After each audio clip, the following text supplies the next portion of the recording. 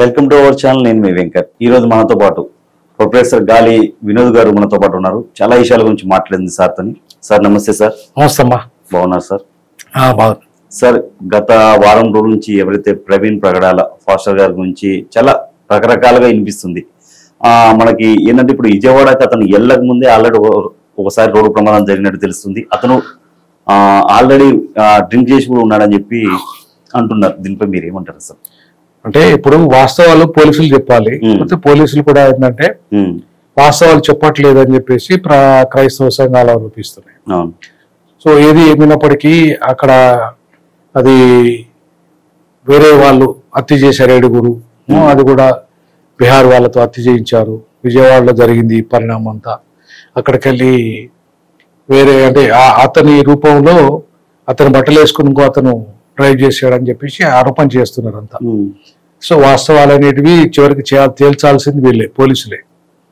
ఎందుకంటే న్యాయ వ్యవస్థ, పోలీస్ వ్యవస్థ అనే దాన్ని మనము ఈరోజు నిర్మాణం చేసుకున్నాం కాబట్టి ప్రజాస్వామ్యంలో ఇవి చాలా కీలకమైనవి. కాబట్టి ఎవరికైనా అనుమానాలు ఉంటే ఖచ్చితంగా పోలీసు వారే చెప్పారు, ఐజీ గారే చెప్పారు, మీకు ఏమున్నా అనుమానాలు మాకు ఇవ్వండి అని.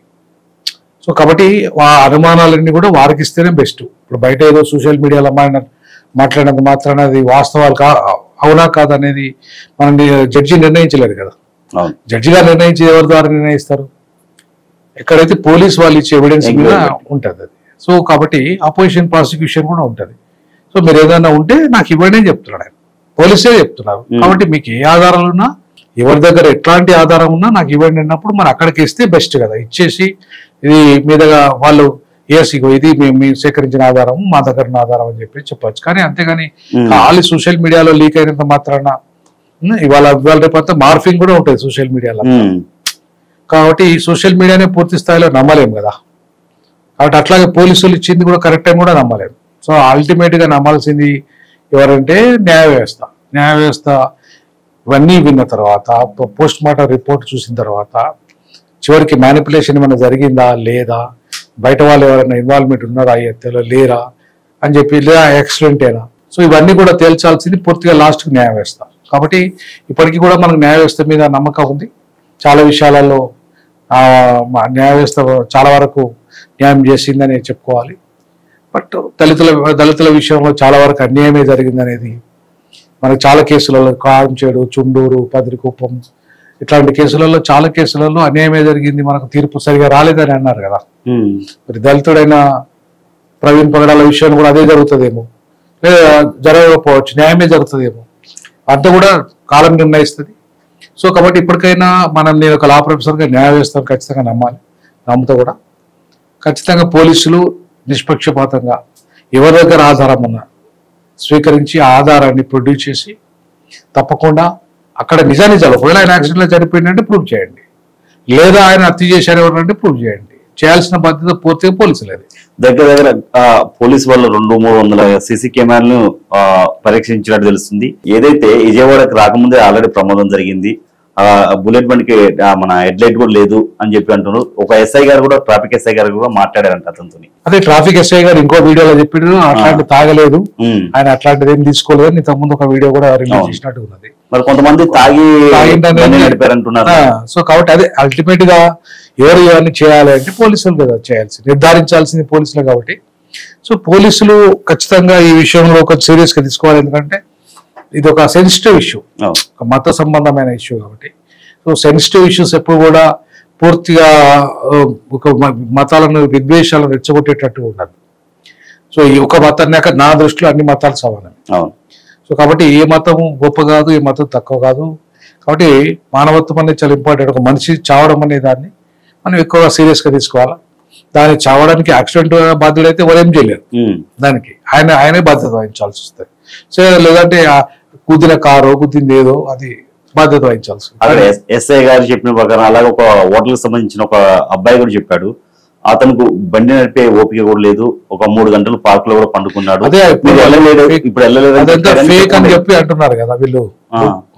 వాళ్ళు పాస్టర్స్ సంఘాలు కానీ కొంతమంది కానీ ఏమంటున్నారు, అది ఫేక్, అది ప్రవీణ్ పరగడాలు కాదు, ఆయన ఇంకొక తాగుబోతుడే దాంట్లో వచ్చాడు, ఆయన పెట్టారని చెప్పేసి అంటున్నారు కదా.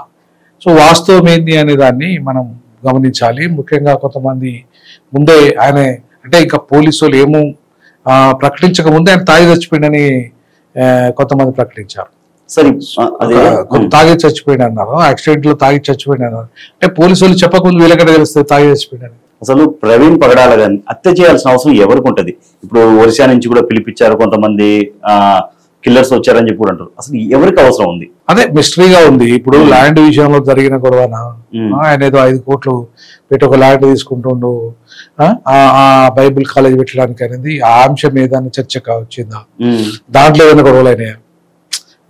సంథింగ్ జరుగుతుంది కదా అట్లాంటి వాటిలో కూడా, ట్రాన్సాక్షన్స్ కాడ కూడా కొంచెం కూడా జరుగుతుంది ఏదైనా ప్రాబ్లం ఉంటే.